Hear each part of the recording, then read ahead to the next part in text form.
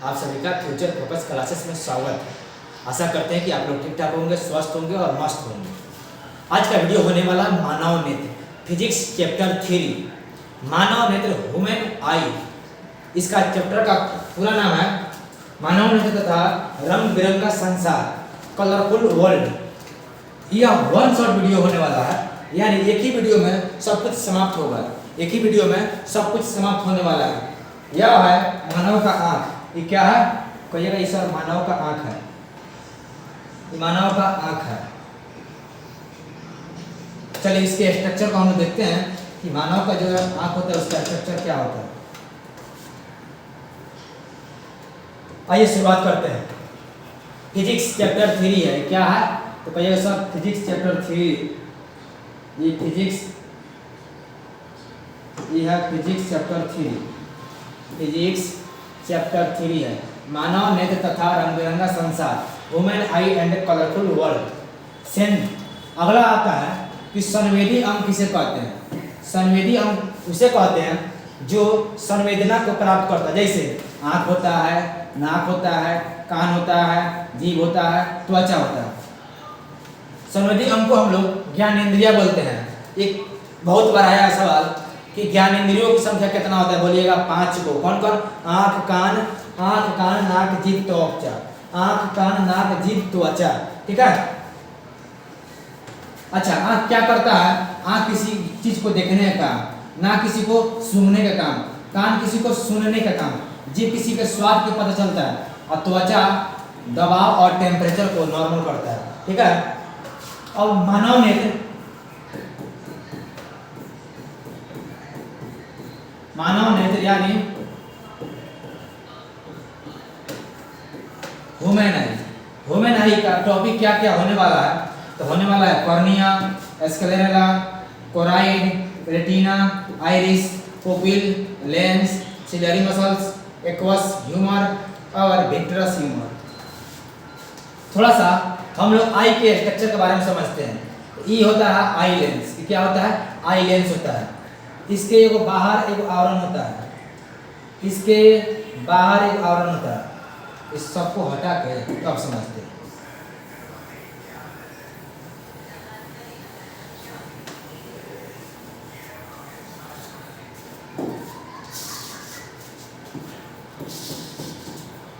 ये क्या है? मानव नेत्र है। देखिए ई होता है, एगो लेंस होता है, इसके बाहर एगो ढक्कन होता है, इसके बाहर एगो ढक्कन होता है, इसके बाहर भी एगो ढक्कन होता है, और इसके बाहर भी एगो ढक्कन होता है। ये लेंस हो गया, इसके बाहर एगो ढक्कन होता है, और इस लेंस के आगे एगो होता है, और इस लेंस के आगे भी एगो होता है। ठीक है। अब इसका नाम लिखते हैं। इसका नाम होता क्या है? तो इसको बोलते हैं स्क्लेरा। क्या बोलते हैं? SCHERA, स्क्लेरा बोलते हैं। H नहीं लिखेंगे, ए लिख देंगे यहाँ। H को अच्छा हटाकर स्क्लेरा होता है, SCLERA। उसके बाद में उसके अंदर वाला, सबसे बाहर स्क्लेरा, उसके अंदर वाला को कोराइड बोलते हैं, कोराइड बोलते हैं। उसके बाद में जो अंदर होता है इसे रेटिना बोलते हैं। क्या बोलेंगे? रेटिना बोलेंगे। और यहीं पे 2S डॉट होता है। एक होता है येलो ब्लाइंड, एक होता है येलो स्पॉट, येलो स्पॉट होता है, एक होता है ब्लाइंड स्पॉट। ये ब्लाइंड स्पॉट ये क्या है? ये थोड़ा देर के बाद समझेंगे, पहले समझते हैं। जो हमारा नेत्र लेंस होता है, नेत्र लेंस का सबसे बाहरी क्या होता है? स्क्लेरा होता है, उसके अंदर कोराइड होता है, उसके अंदर रेटिना होता है। ठीक है। और उसी रेटिना पर 2 डॉट होता है, यानी स्पॉट होता है, एगो येलो स्पॉट, एगो ब्लाइंड स्पॉट होता है। ठीक है। अच्छा, इसके बाद में ये जो इसको बोलते हैं, इसको बोलते हैं कॉर्निया। सबसे बाहर को क्या बोलेंगे? तो बोलिएगा सर कॉर्निया बोलते हैं। इसको क्या बोलेंगे? कॉर्निया बोलेंगे। और इसको बोलेंगे आइरिस। इसको क्या बोलते हैं? तो बोलिएगा सर आइरिस बोलते हैं। और आइरिस के मध्य में एगो डॉट होता है, एगो बिंदु बिंदु आपको दिखाई देता होगा, इसी को नाम देते हैं पुपिल। पुपिल यानी हम लोग पुतली बोलते हैं। इसको क्या बोलते हैं? पुतली। और इसके बीच में एगो भरा था अंदर तरफ, ये को भरा रहता है नेत्र लेंस और कॉर्निया के बीच दोराव भरा रहता है। तो इसके अंदर के दोराव को बोलेंगे एक्वस ह्यूमर, एक्वस ह्यूमर, और इसके अंदर को बोलेंगे विक्टरस ह्यूमर, विक्टरस।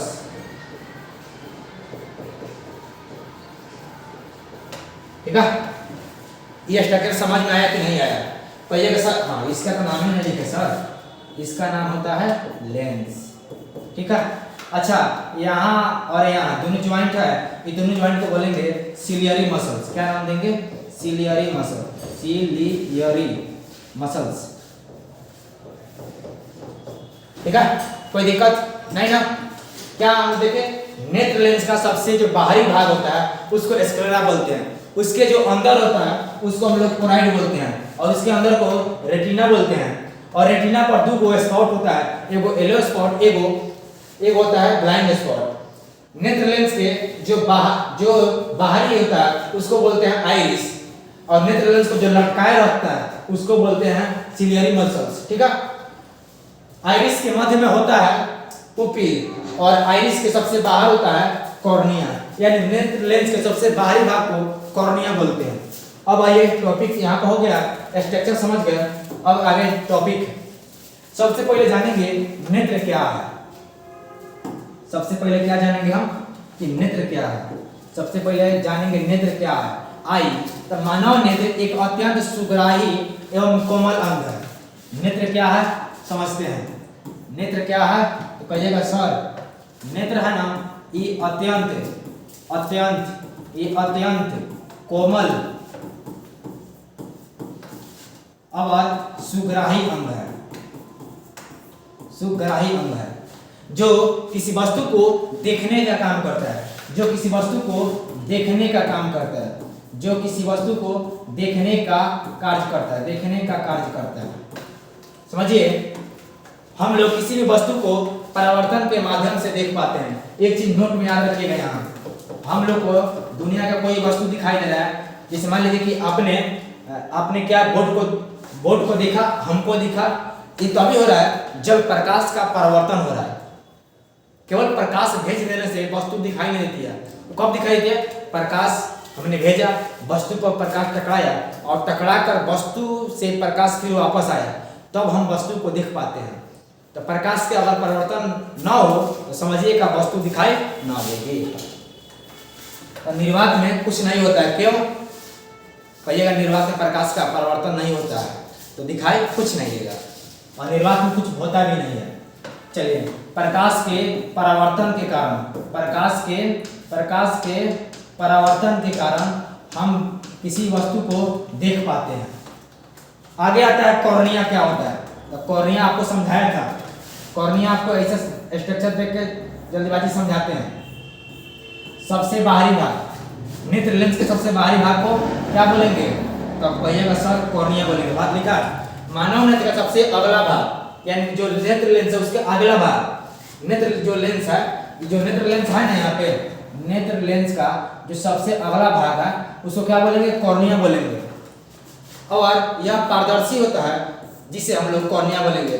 मानव नेत्र का सबसे अगला भाग, नेत्र लेंस का सबसे अगला भाग कॉर्निया होता है, जो पारदर्शी होता है। पारदर्शी मतलब जिससे प्रकाश आर पार हो जाए उसे पारदर्शी, और जिससे प्रकाश आर पार ना हो अपारदर्शी, और जिससे प्रकाश धुंधला दिखाई दे, यानी धुंधला मतलब थोड़ा थोड़ा, उसे पारभासी बोलेंगे। चलिए, कॉर्निया में किसी भी प्रकार का रक्त नलिका नहीं होती है, फिर भी वह जीवित रहता है, इसलिए कॉर्निया का ट्रांसफर करना आसान होता है। मतलब कॉर्निया जो होता है ना, उसमें रक्त से संबंधित कोई नस नहीं होती है, फिर भी जीवित रहता है। और कॉर्निया का ट्रांसफर करना आसान होता है। क्यों?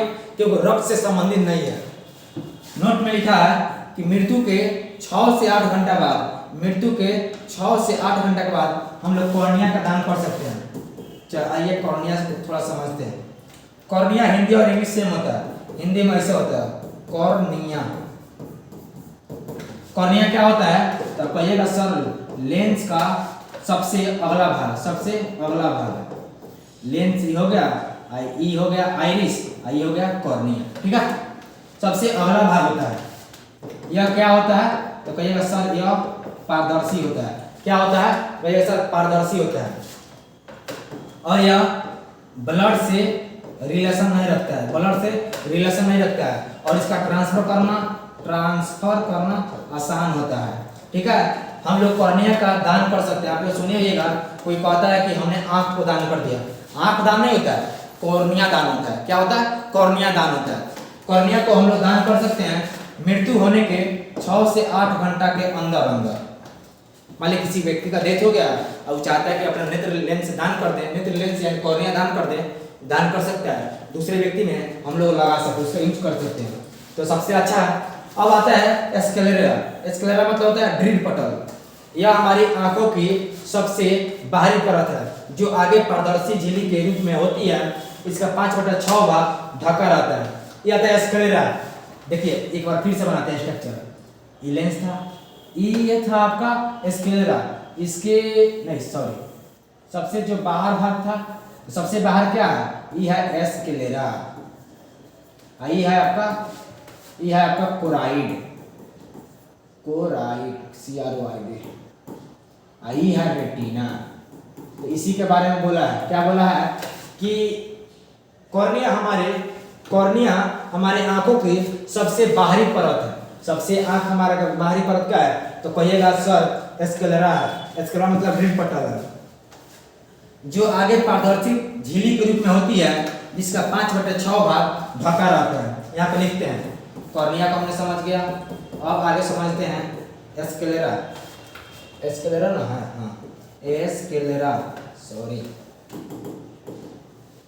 स्क्लेरा मतलब ड्रिल पटल। ये क्या कहता है, हमारे आंखों की बाहरी परत होती है, हमारे आंखों की बाहरी परत होती है जो आगे पारदर्शी झिल्ली के रूप में होता है, जो आगे पारदर्शी झिल्ली के रूप में होता है और इसका 5/6 भाग ढका रहता है। इसका 5/6 ढका रहता है, ढका नहीं ढका, 5/6 भाग ढका रहता है।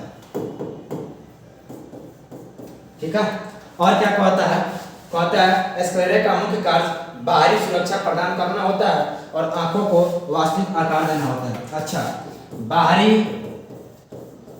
बाहरी सुरक्षा का काम कौन करेगा आंख के लिए, याद रखिएगा, बाहरी सुरक्षा का काम स्क्लेरा यानी ड्रिल पटल करेगा। स्क्लेरा यानी ड्रिल पटल करेगा। तो आशा करते हैं आप समझ रहे होंगे। आगे आता है कोराइड। आगे क्या आता है, कोराइड आता है।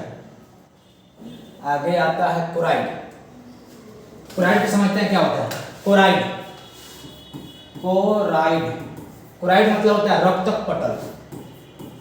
रक्तक पटल होता है।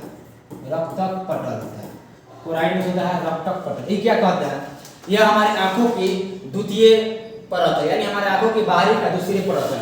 जैसे ये नेत्र लेंस, इसके आगे और इसके आगे ये स्क्लेरा है, ये कोराइड है। ये क्या है, तो कहिए सर ये कोराइड है। कोराइड क्या है, हमारे आंखों की बाहरी द्वितीय परत होती है जो रेटिना और स्क्लेरा के बीच में होती है। सही बात बोला, यह हमारे आंखों की बाहरी द्वितीय परत होती है और जो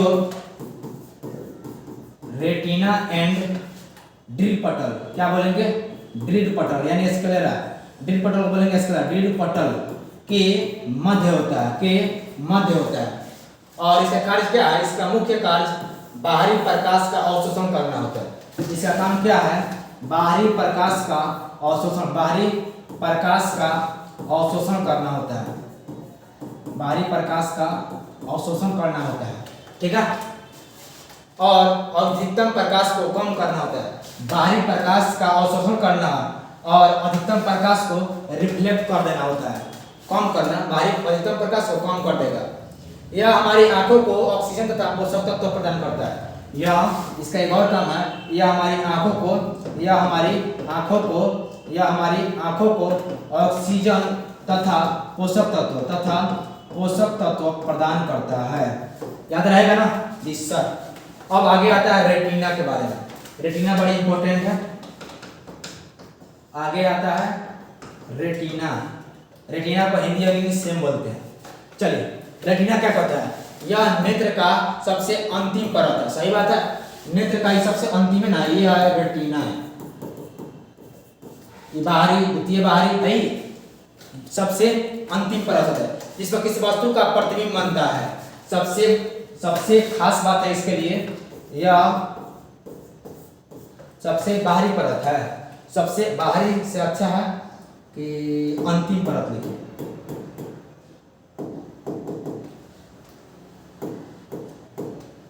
ये सबसे अंतिम परत होता है। क्या होता है? कई ऐसा अंतिम परत होता है। और इसका सबसे खास बात है किसी वस्तु का प्रतिबिंब बनता है। तो आप बताइए कि हमें ये वस्तु दिखाई दे रहा है, क्यों दिखाई दे रहा है? रेटिना के कारण। कैसे? तो हम जब वस्तु को देखें, आंख ने उस वस्तु को यानी प्रकाश उस पर पड़ा, प्रकाश का परिवर्तन हुआ आंख पर गया और आंख के बीच में हमारा है रेटिना उस वस्तु को बनाया और हमें दिखाई दिया वाह हमारे दादाजी हैं। ठीक है, रेटिना को फोटो रिसेप्टर कहते हैं। रेटिना क्या बोलेंगे?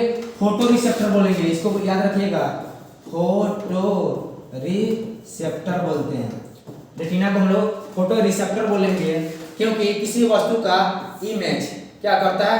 इमेज, किसी वस्तु का इमेज रेटिना पर बनता है। क्यों कहेंगे फोटो रिसेप्टर? क्योंकि यह इमेज बनाता है। इमेज बनाता है यानी इमेज को प्रदान करने वाले को फोटो रिसेप्टर बोलेंगे। किसे? रेटिना। किसी वस्तु का प्रतिबिंब कहाँ बनता है? रेटिना। रेटिना प्रकाश को इलेक्ट्रिक सिग्नल में बदल देता है। रेटिना जो है ना, प्रकाश को इलेक्ट्रिक सिग्नल में बदल देता है और ऑप्टिक नर्व इस सिग्नल को ब्रेन तक पहुंचा देता है। इसके बाद ब्रेन वास्तविक प्रतिबिंब प्रदान करता है। रेटिना दो कोशिकाओं से मिलकर बना होता है। रेटिना जो है ना, दो कोशिका से मिलकर बना होता है। रेटिना के दो कोशिका होते हैं। रेटिना के दो कोशिका होते हैं।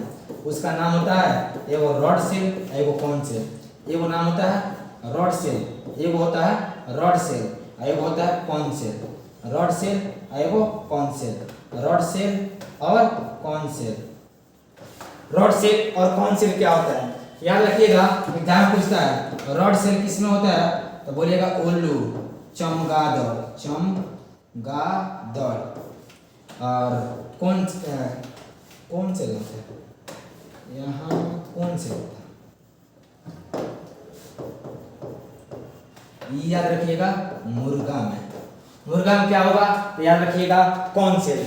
और रॉड सेल किसमें होगा? क्यों होगा? याद रखिएगा, रॉड सेल जो होता है ना, रॉड सेल जो होता है तो रॉड सेल होता है हाई प्रकाश के लिए। रॉड सेल हाई प्रकाश नहीं, मंद प्रकाश के लिए। ये क्या होगा? मंद। ये होता है हाई प्रकाश मतलब उच्च प्रकाश। ये होगा हाई प्रकाश, ये होगा लो प्रकाश। अब बताइए कौन सेल? रॉड सेल होता है, रॉड सेल होता है मंद प्रकाश के लिए। मंद मतलब धीमे प्रकाश के लिए। उल्लू और चमगादड़ को धीमे प्रकाश चाहिए और धीमे प्रकाश कब मिलेगा? तो रात में। इसीलिए उल्लू और चमगादड़ को रात में दिखाई देता है, रात में दिखाई देता है, जबकि दिन में उल्लू को नहीं दिखता है। क्यों? आज बात समझ में आया। उल्लू और चमगादड़ को रात में दिखाई देता है, ये बात हम जानते हैं। मुर्गा को रात में नहीं दिखता है, मुर्गा को रात में नहीं दिखता है जबकि दिन में दिखता है। क्यों? तो अब समझ में आया, क्योंकि मुर्गा में कौन सेल होता है और कौन सेल हाई प्रकाश के लिए। हाई प्रकाश कब मिलता है? तो याद रखिएगा सर, दिन में मिलता है। हाई प्रकाश कब मिलता है? दिन में मिलता है। जिस कारण मुर्गा देखिएगा सबसे पहले जगने वाला होता है तो मुर्गा होता है। सबसे पहले अगर कोई जंतु जीव जगता है तो होता है मुर्गा। मुर्गा 4 बजे गांव में, शहर में तो मुर्गा नहीं मिलता है, गांव में 4 बजे बोलना शुरू कर देता है, कुकु हो कु। क्यों? मुर्गा जैसे सवेरे हुआ यानी हाई प्रकाश को मिलना शुरू किया, जगना दिखाई देना शुरू किया, अब चिल्लाना शुरू कर देता है, कुकु हो कु। आज बात समझ में आया ना? रॉड सेल कौन सेल? रॉड सेल मंद प्रकाश और उल्लू और चमगादड़ को रात में दिखाई देता है। क्यों?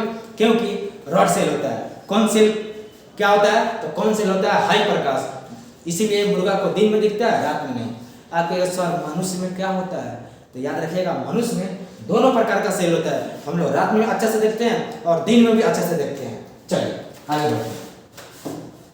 आगे है, हाँ यही है, यही लिखा है, आगे लिख दिया है। मुर्गा के आंखों में केवल कौन सेल होता है? इसीलिए मुर्गा तीव्र प्रकाश यानी हाई प्रकाश को देखने के लिए क्षमता होता है। कौन सेल मतलब हाई, मुर्गा को रात में नहीं दिखाई देता, हमने पहले भी एक्सप्लेन कर दिया। कोई पीछेगा मुर्गा को रात में नहीं दिखाई देता क्यों, तो कहिएगा मुर्गा के आंखों में केवल कौन सेल होता है और कौन सेल हाई प्रकाश के लिए होता है, इसीलिए मुर्गा को दिन में दिखाई देता है, रात में नहीं। उल्लू तथा चमगादड़ को कब दिखाई देगा, तो कहिएगा सर ये दिन में नहीं दिखेंगे, रात में दिखेंगे। क्यों, इनमें होता है रॉड सेल मतलब मन प्रकाश। तो मन प्रकाश कब होगा, तो कहिएगा सर नाइट में। ठीक है, अब आता है आइरिस क्या करता है, तो आइरिस को बोलेंगे परितारिका। तो एक बार आंखों को ठीक बना ले, बार बनाएंगे तो आपको भी बनाने आ जाएगा। ये क्या है और ये क्या है, तो कहिएगा सर ये है आपका बाहरी है, एस्केलेरा है, बाहरी है तो एस्केलेरा है, ये अंदर है तो कोराइड है, ये है रेटिना है सर। रेटिना का सेल दो सेल, रॉड सेल कौन से सर, ये लेंस है सर, ये लेंस है सर। लेंस के आगे वाला को बोलेंगे आइरिस, इसके बाहरी को कॉर्निया। ये जो कोनवा पर इसको बोलेंगे सिलियरी मसल्स। क्या बोलेंगे, सिलियरी मसल।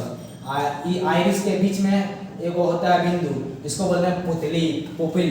परितारिका क्या कहता है, कॉर्निया के आगे, सही बोला है, कॉर्निया के आगे मतलब पहले आंख खोलेंगे ना, आंखों का पहले मिलेगा कॉर्निया के बाद क्या मिलेगा, आइरिस के बाद लेंस के बाद रेटिना के बाद कोराइड के बाद एस्केलेरा।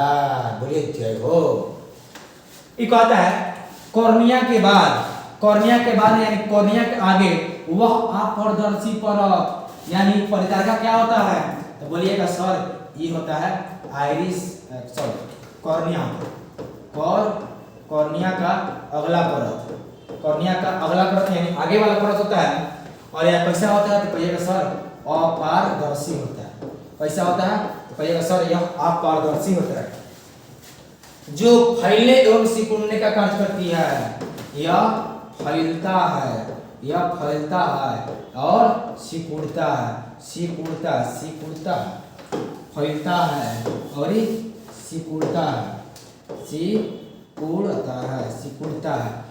है और सिकुड़ता है, फैलता और सिकुड़ने का कार्य करता है। हम लोग इसे परितारिका कहेंगे। परितारिका किसे कहेंगे, कॉर्निया के आगे एक अपारदर्शी परत होती है जो फैलने एवं सिकुड़ने का काम, फैलने सिकुड़ने का काम करती है, इसे आइरिस बोलेंगे। अब अगला आता है पुपिल मतलब पुतली। पुपिल मींस क्या होता है, कहिएगा सर पुपिल मींस होता है पुतली। आप क्या कहिएगा परितारिका के बीच में एक छिद्र होता है जो स्वतः कम प्रकाश में फैल जाता है और अधिक प्रकाश में सिकुड़ जाता है। ये क्या बोला, तो ये बोलता है परितारिका। हमने बनाया भी है, ये आपका पुतली है।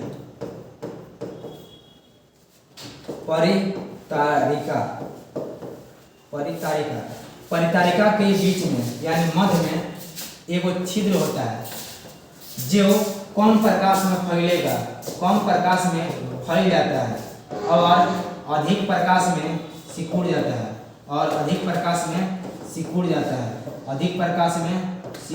है, एक चीज आपको बताएं हम, आपने जब मान लीजिए अपने घरों में होते हैं, जब गर्मी के दिन होता है, हाई टेम्परेचर होता है, आप अपने घर में रहते हैं, ठीक, नॉर्मल सामान्य टेम्परेचर में रहते हैं, ठीक।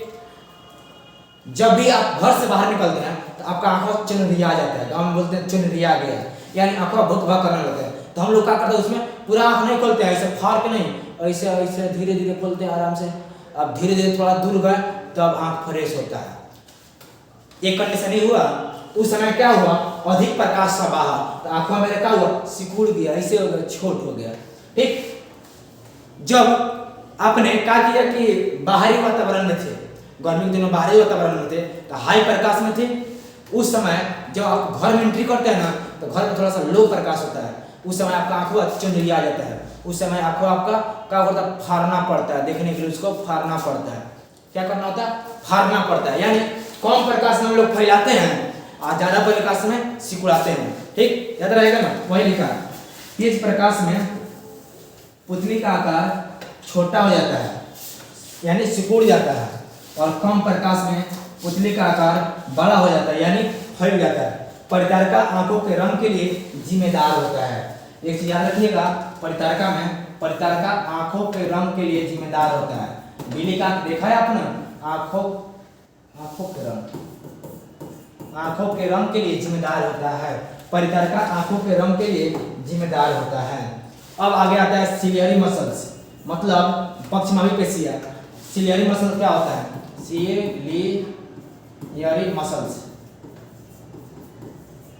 सिलियरी मसल्स क्या होता है? मानव नेत्र का अपारदर्शी परत जो नेत्र लेंस को लटकाए रखता है, यह होता है पक्षमावी पेशियां।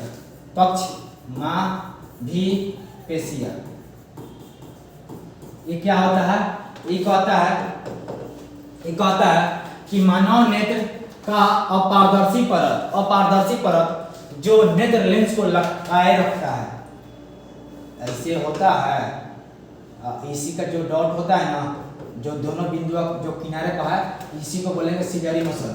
ये क्या कहता है? ये कहता है मानव नेत्र को लटकाए रखता है। मानव नेत्र को लटकाए रखता है मतलब लटका कर रखता है, जिसे पक्षमावी पेशियां कहेंगे। और क्या होता है तो याद रखिएगा, अपारदर्शी होता है। ठीक है। लेंस के दोनों किनारों पर, वही बात बोले थे कि लेंस के दोनों किनारों पर सिलियरी मसल्स पाई जाती है, जो लेंस के कार्यप्रणाली को नियंत्रित करती है और आंखों की कार्यप्रणाली को बनाए रखती है। यानी लेंस के कार्यप्रणाली को कंट्रोल करती है और आंख के प्रणाली को बनाए रखती है। अब आगे आता है नेत्र लेंस, क्रिस्टलाइन। आगे क्या आता है?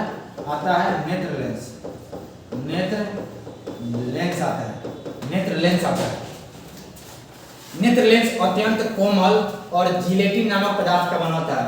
ऑब्जेक्टिव में बहुत बार पूछा है। यह नेत्र लेंस जो होता है अत्यंत कोमल और जिलेटिन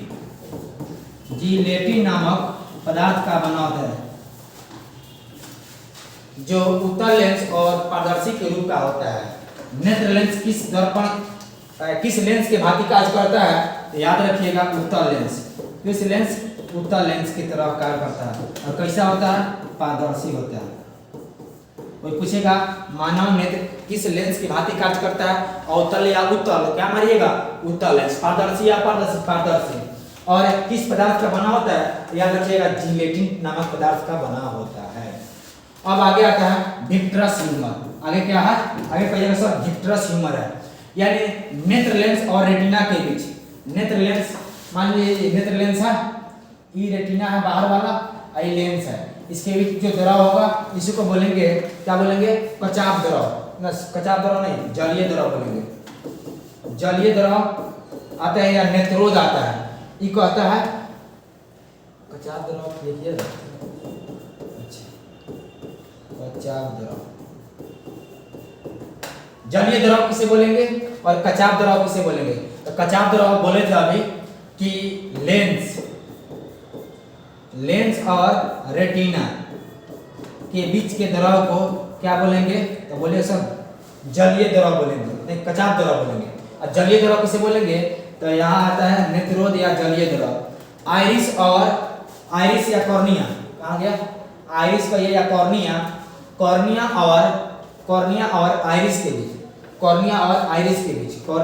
आइरिस के बीच, यहाँ एंड लगाइए। कॉर्निया और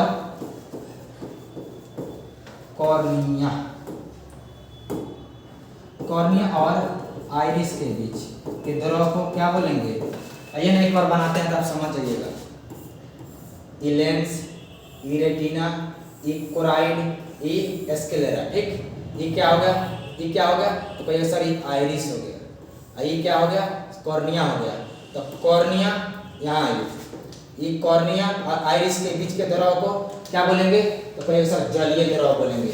क्या बोलेंगे? जलीय द्रव बोलेंगे। जलीय द्रव मतलब नेत्रोद ही बोलते हैं, इसको बोलेंगे जलीय द्रव, इसको बोलेंगे जलीय द्रव। अच्छा, ये लेंस है और यह रेटिना है। इसके बीच के द्रव को, इसके बीच के द्रव को बोलेंगे कचाप द्रव। कचाप द्रव क्या बोलेंगे? कचाप द्रव। दोनों द्रव समझ में आया? लेंस और रेटिना के बीच के कचाप, कॉर्निया और आइरिस के बीच के क्या बोलेंगे? अच्छा, समंजन क्षमता। समंजन क्षमता नेत्र की वह क्षमता जिसके कारण उसकी फोकस दूरी बदलती रहती है। समंजन क्षमता क्या होता है? समंजन नेत्र की फोकस दूरी जिसके कारण बदलते रहती है। नेत्र की फोकस दूरी जिसके कारण बदलती रहती है, वो समंजन क्षमता कंट्रोल करती है। यानी नेत्र लेंस का जो फोकस दूरी है बदलते रहता है, उसको कंट्रोल करने का काम समंजन क्षमता का होता है। ठीक है, अब आगे आता है आपका निकट बिंदु और दूर बिंदु। सिंपल समझिए, नजदीक के बिंदु को निकट और दूर के बिंदु को दूर। और निकट बिंदु कितना होता है? 25 cm, यानी 25 cm तक आंख से, मान लीजिए आंख हुआ और इसको देखना हमें अच्छा से स्पष्ट, तो 25 cm दूर रखेंगे। तो निकट बिंदु 25 cm और दूर बिंदु अनंत होता है। अब कहेगा सर अनंत मतलब क्या होता है? अनंत मतलब फिक्स नहीं हुआ। जैसे मान लीजिए मेरा आंख सही है तो हो सकता है बहुत दूर देख लिए। कभी कभी आपने अपने घर के आसपास के टावर को बहुत दूर से देख लिया, और कभी कभी आपने घर के अगल बगल के छत को भी नहीं देख पाते हैं। क्यों? वहां रुकावट रहती है। तो नेत्र का निकट बिंदु फिक्स होता है और दूर बिंदु फिक्स नहीं होता, इसीलिए उसको अनंत बोलते हैं। ये ऑब्जेक्टिव में आता है। दूर बिंदु अनंत, निकट बिंदु 25 cm। दृष्टि परास क्या है? तो देखने का जो रेंज है ना, यानी निकट और दूर के बीच का रेंज, निकट और दूर बिंदु के बीच की दूरी को दृष्टि परास कहते हैं। अब आ गया दृष्टि दोष। आइए यहां समझिए, दृष्टि दोष आ गया। समझिए, दृष्टि में से होता है देखना, ये होता है देखना, और दोष में से होता है खराबी। यानी अगर आपको देखने में खराबी हो गया तो क्या बोलिएगा? दृष्टि दोष होता है। किसी कारणवश इस वस्तु का इमेज रेटिना पर स्पष्ट रूप से नहीं बन पाता है, उसे दृष्टि दोष बोलेंगे। और दृष्टि दोष 3 प्रकार के होते हैं, एगो निकट, एगो दूर, एगो जरा दूरदर्शिता। क्या बोलना है? एक दृष्टि दोष कितना? 3 हो। पहला बोलना है, दूसरा बोलना है, तीसरा। पहला होता है निकट दृष्टि दोष, दूर दृष्टि दोष, जरा दूरदर्शिता। जरा दूरदर्शिता। अब इसका जब डिफिनेशन समझेंगे तब ज्यादा समझ में आएगा। चलिए आप समझ लीजिए, शॉर्ट पर समझ लीजिए। निकट, ये दोष जो है ना बड़ी उल्टा चलता है। मतलब जो खराब है वो दिखेगा, फिर से जो खराब है दिखेगा, और जो अच्छा है उस मतलब जो खराब है वो दिखेगा। जैसे कोई कहेगा हमें निकट दृष्टि दोष हो गया, समझिएगा कि निकट का वस्तु दिखाई दे रहा है, निकट का वो देख रहा है, दूर का नहीं। क्या झंझट हो गया? निकट दृष्टि दोष। मान लीजिए हम कहेंगे हमें पेट में गैस हो गया, तो आप समझिएगा सर पेट में गैस हो गया। हम बोलेंगे हमारे हाथ में दर्द हो गया, तो क्या बोलेगा? हाथ में दर्द हो गया। यानी जैसा बोलेंगे वैसा से लोग समझ लेते हैं। यहाँ उल्टा चलता है। निकट दृष्टि दोष, लोग समझेगा अच्छा निकट खराब है, नहीं, निकट सही, दूर खराब।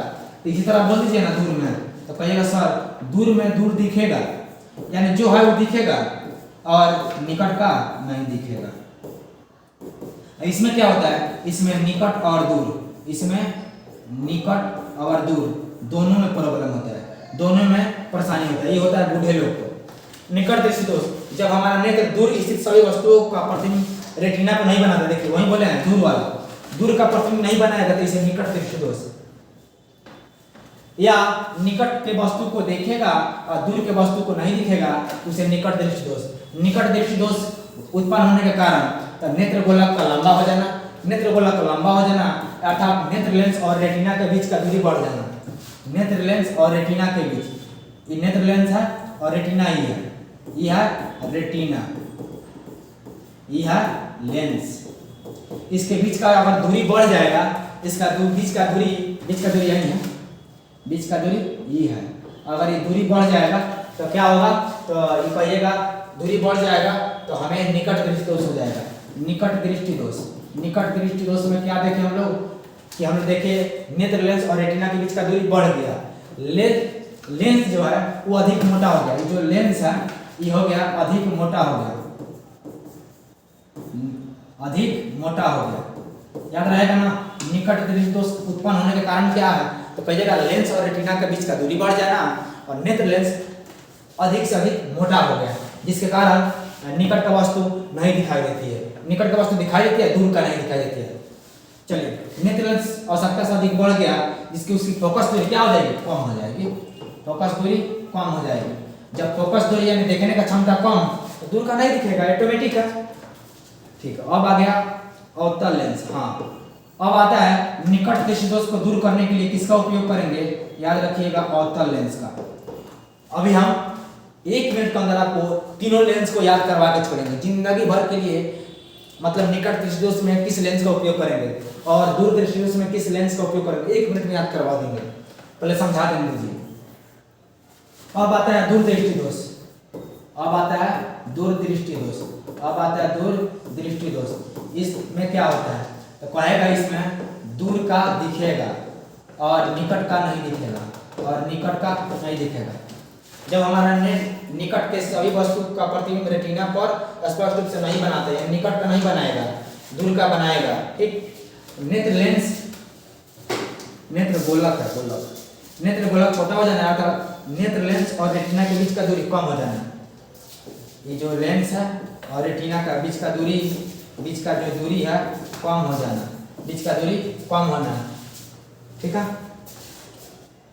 अच्छा, नेत्र लेंस आवश्यकता से अधिक पतला हो जाएगा, पतला हो जाएगा तो फोकस दूरी अधिक हो जाएगा, पतला हो जाएगा तो फोकस दूरी उसका ये पतला हो जाएगा, पतला हो जाएगा तो फोकस दूरी इसका क्या हो जाएगा, फोकस दूरी उसका बढ़ जाएगा, फोकस दूरी उसका ज्यादा हो जाएगा। जब फोकस दूरी ज्यादा होगा तो दूर ले दिखाई देगा, मतलब देखने का क्षमता दूर ले होगा, इसीलिए बोले दूर का दिखाई देगा, निकट का नहीं। ठीक है, याद रहेगा ना। हाँ, इसको दूर करने के लिए कौन सा लेंस, याद रखिएगा दूर को दूर करने के लिए उत्तल लेंस लगाएंगे। ठीक है, याद रहेगा ना। नेत्र लेंस अधिक मोटा हो जाना किसमें, कहिएगा निकट दृष्टि दोष, पतला हो जाना किसमें, दूर दृष्टि दोष में, फोकस दूरी का बढ़ जाना दूर दृष्टि दोष में। दूर दृष्टि में क्या होगा, दूर का देखेगा, निकट का नहीं। चलिए, अब आगे आता है दूर दृष्टि दोष का हो गया। अब आते हैं आपको याद करवाने, एक है निकट दृष्टि दोष, एक था दूर दृष्टि दोष। ठीक है, तो हम बताए थे निकट में लगेगा अवतल और दूर में लगेगा उत्तल। ठीक, इसको याद कैसे करेंगे, तो बोलिए कितना लेटर है, 3 गो, यहाँ कितना लेटर है, 4 गो, यहाँ कितना लेटर है, 2 गो, यहाँ कितना लेटर, 3 गो। मतलब ज्यादा के संगे ज्यादा, ज्यादा के संगे ज्यादा, 2 से 3 एक और बढ़ा देना, और 3 के संगे 4, 2 से 3, 3 से 4, तो दूर दूर 2 गो है तो 3 उत्तल, 4 3 से 4 तो 3 है, और निकट निकट 3 गो है तो इसका उपयोग के लिए 4 गो अवतल। बोलिए जय हो, समझ गए ना, ये है बेसिक ट्रिक। निकट दृष्टि दोष और दूर दृष्टि दोष में अंतर लिख देंगे, आप लोग लिख ही लीजिएगा। जरा दूरदर्शिता अब समझना है, जरा दूरदर्शिता, जरा दूरदर्शिता ये क्या होता है, तो बुढ़ापे में जब नेत्र लेंस अपना समंजन क्षमता खो देता है, इस दोष को क्या बोलेंगे, जरा दूरदर्शिता। मतलब जिस कारण निकट के वस्तु और दूर के वस्तु देखने में परेशानी हो, इसमें क्या होता है, ये बुढ़ापा में होता है, ये होता है बुढ़ापा में। क्यों, जब समंजन क्षमता खो देता है, समंजन क्षमता। अच्छा, इसमें क्या होता है, तो कहिएगा सर निकट का और दूर का दोनों देखने में प्रॉब्लम होता है, दोनों देखने में प्रॉब्लम होता है। इसको दूर करने के लिए कौन सा lens, bifocal lens, bifocal lens, bifocal lens का प्रयोग।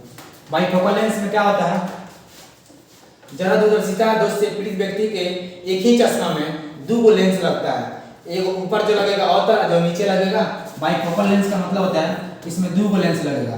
ठीक, ऊपर जो होगा ये जो चश्मा है, ऊपर जो होगा अवतल होगा और नीचे जो होगा यह उत्तल होगा। ठीक है, अब आता है मोतियाबिंद। जब नेत्र लेंस दुधिया हो जाता है, मोतियाबिंद क्या होता है, जब नेत्र लेंस दुधिया होता है, मोतियाबिंद। जब नेत्र लेंस दुधिया हो जाता है या धुंधला हो जाता है तो उसे मोतियाबिंद के उपचार के लिए डॉक्टर शल्य चिकित्सा का उपयोग करते हैं, यानी आंखों के चीरफाड़ को शल्य चिकित्सा बोलते हैं। अब आगे आता है प्रिज्म, कांच से बना हुआ पारदर्शी माध्यम जिसका कोई भी दो सतह समांतर नहीं होता है। क्या समझे हम लोग? प्रिज्म। क्या समझना है? प्रिज्म बड़ी इंपॉर्टेंट है। प्रिज्म इंग्लिश में बोलेंगे प्रिज्म क्या होता है? ये क्या होता है कि किसी कांच का वह बना पारदर्शी माध्यम होता है जो इसका दो सतह, कोई भी दो सतह समांतर नहीं होता है, जिसका कोई भी दो सतह समांतर नहीं होता है। त्रिभुज का इसका आकार कैसे होगा? तो कहेगा सब त्रिभुजाकार होता है। इसका आकार कैसे होगा? तो कहेगा सब त्रिभुजाकार होगा। प्रिज्म में 3 फेस और 5 सतह होता है, 3 गो फलक और 5 गो सतह होता है। प्रकाश का वर्ण विक्षेपण, अब आ गया बड़ी इंपॉर्टेंट, प्रकाश का वर्ण विक्षेपण।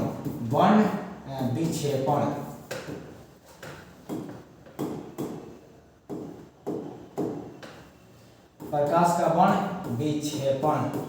अच्छा, वर्ण में होता है रंग और विक्षेपण में होता है गड़बड़। मतलब प्रकाश में विक्षेपण को यहाँ बोल सकते हैं हाफ डिप।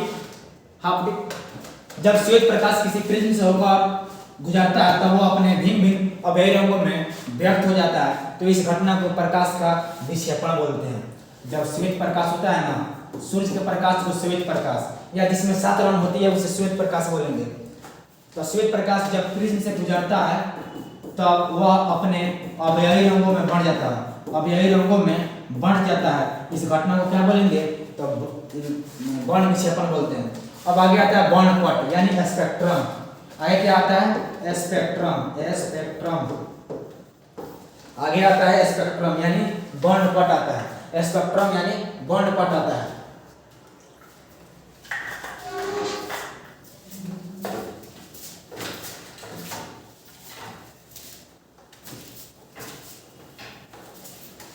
एक आता है जब श्वेत प्रकाश, क्या कहता है?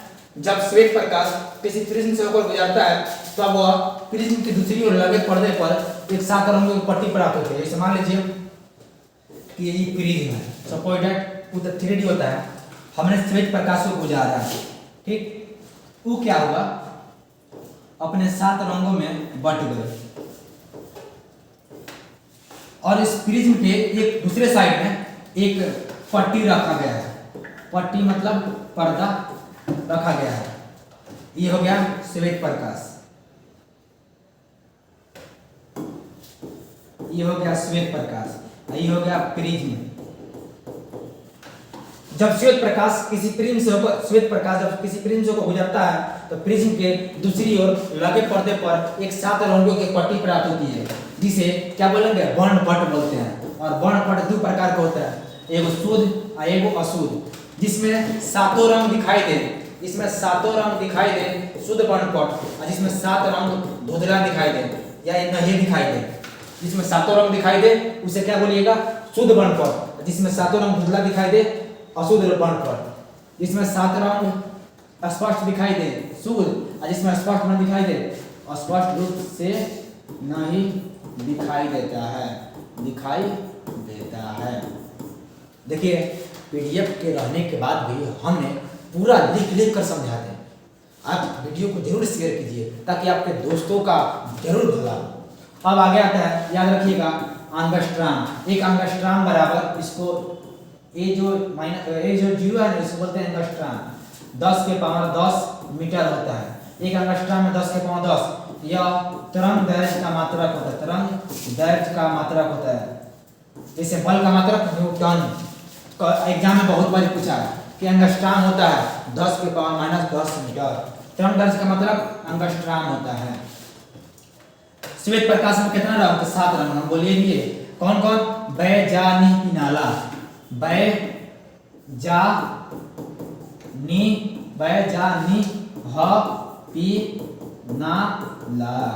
यानी बैगनी, जामुनी, नीला, हरा, पीला, नारंगी, लाल। विबजियोर बोलते हैं। इंग्लिश में क्या बोलते हैं? विबजियोर बोलते हैं। Violet, indigo, blue, green, yellow, orange, red. चलिए अब आगे बढ़ते हैं। श्वेत प्रकाश के विभिन्न रंग और उसके तरंगदैर्घ्य याद रखिएगा। बैंगनी का होता है 4000, जामुनी के नीला का, हरा का, पीला का, नारंगी का, लाल का।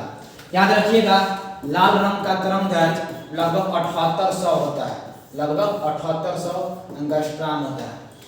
ये बहुत बार पूछा हुआ है, ये वो रेंज में होता है, ठीक है, 7800 रेंज में होता है। लाल रंग का तरंगदैर्घ्य सबसे अधिक, लाल रंग का तरंगदैर्घ्य सबसे अधिक होता है, क्योंकि जो स्ट्रक्चर है ना, याद रखिएगा बैजानी पिनाला होता है, बैजानी पिनाला होता है, बैजानी ह पिनाला, क्या लिख दिए थे हम, बैजानी ह पिनाला, नी ह पिनाला, यहाँ से ह हटेगा,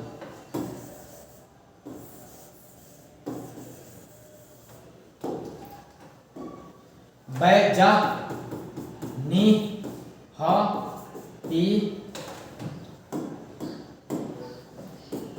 पी ना ला, बैगनी, जामुनी, जामुनी, ये क्या है, जामुनी है, ये है नीला, ये है हरा, ये है पीला, ये है नारंगी, ये है लाल। बैजानी पिनाला। तो याद रखिएगा जब ऊपर से नीचे आती है ना, ऊपर से नीचे आती है तो तरंगदैर्घ्य, झंझटे खत्म कर दे रहे, तरंगदैर्घ्य बढ़ती है, और जब नीचे से ऊपर जाएगी ना तो आवृत्ति बढ़ती है। मतलब तरंगदैर्घ्य जिसका ज्यादा उसका आवृत्ति कम। तो लाल रंग का तरंगदैर्घ्य सबसे ज्यादा और आवृत्ति सबसे कम, जबकि इस बैगनी का तरंगदैर्घ्य सबसे कम और आवृत्ति सबसे ज्यादा। अब याद रखिएगा। अच्छा, श्वेत प्रकाश को प्रिज्म से किसने बनाया था, स्पेक्ट्रम, तो न्यूटन ने बनाया था। इंद्रधनुष किसे कहेंगे, रेनबो। बरसात के तुरंत बाद सूर्य के विपरीत दिशा में एक अर्धवृत्ताकार 7 रंगों की पट्टी प्राप्त होती है। क्या बोला है, इंद्रधनुष बोला है, इंद्रधनुष बोला। इंद्रधनुष क्या होता है, वर्षा के तुरंत बाद, वर्षा के तुरंत बाद सूर्य के, मतलब बारिश हो रहा है उसके जस्ट बाद सूर्य के विपरीत दिशा में एक अर्धवृत्ताकार 7 रंगों की पट्टी प्राप्त होती है, जिसे इंद्रधनुष बोलते हैं। और इंद्रधनुष 2 प्रकार के होते हैं, एक प्राथमिक इंद्रधनुष, एक द्वितीयक इंद्रधनुष। वैसे इंद्रधनुष जिसमें लाल रंग ऊपर हो और बैंगनी रंग नीचा हो, यानी अगर लाल रंग ऊपर दिखाई दे और बैंगनी रंग नीला, उसे क्या बोलिएगा, उसे बोलिएगा प्राथमिक, उसे बोलिएगा प्राथमिक। और जब उल्टा कर लीजिए, जब बैंगनी रंग ऊपर हो और लाल रंग नीचे हो, उसके बोलिएगा द्वितीयक। टिंडल प्रभाव, ये बहुत बार एग्जाम में आता है, VBI लिखिएगा, VBI। जब कोलाइडी विलयन में निलंबित कणों प्रकाश के प्रकीर्णन के घटना को, मतलब जब कोलाइडी कण में निलंबित कण को प्रकाश के प्रकीर्णन के घटना को टिंडल प्रभाव कहते हैं, उसे क्या बोलेंगे, टिंडल प्रभाव कहते हैं। या कोलाइडी कणों द्वारा प्रकाश के प्रकीर्णन की घटना को दर्शाने वाले प्रभाव को टिंडल प्रभाव कहते हैं। प्रकाश के प्रकीर्णन की घटना को दर्शाने वाले प्रभाव को, ये क्या होता है, टिंडल प्रभाव। टिंडल प्रभाव क्या होता है, टिंडल प्रभाव। ये कहता है कोलाइडी विलयन, कोलाइडी विलयन, ये कहता है कोलाइडी विलयन।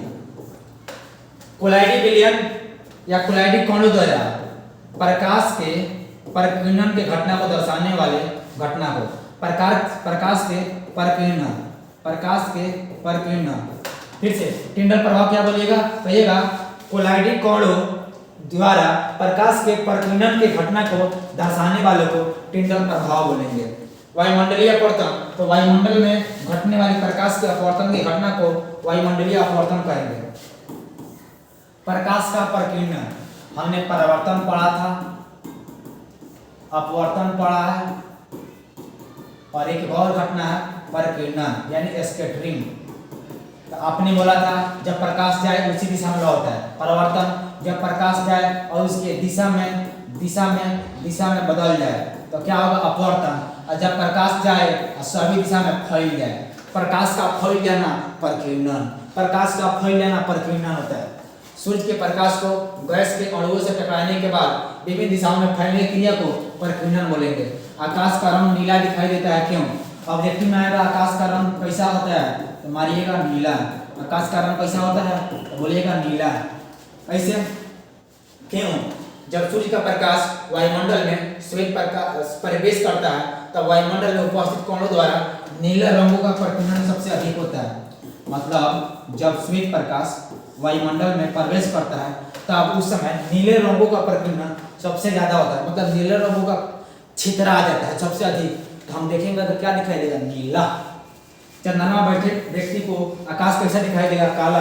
क्यों? एक शब्द में, क्योंकि वहाँ वायुमंडल नहीं होता है, जिसके कारण वहाँ वायुमंडल नहीं होगा तो वहाँ परावर्तन नहीं होगा, वहाँ परावर्तन नहीं होगा, वहाँ परावर्तन नहीं होगा।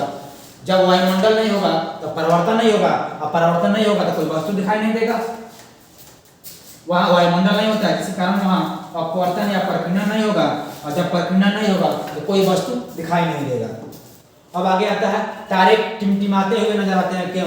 तो कहिएगा सर तारे हमसे बहुत दूर है, लाखों करोड़ों किलोमीटर दूर है, जिसके कारण वहां से प्रकाश आता है ना तो उसका प्रकाश का विचलन हो जाता है।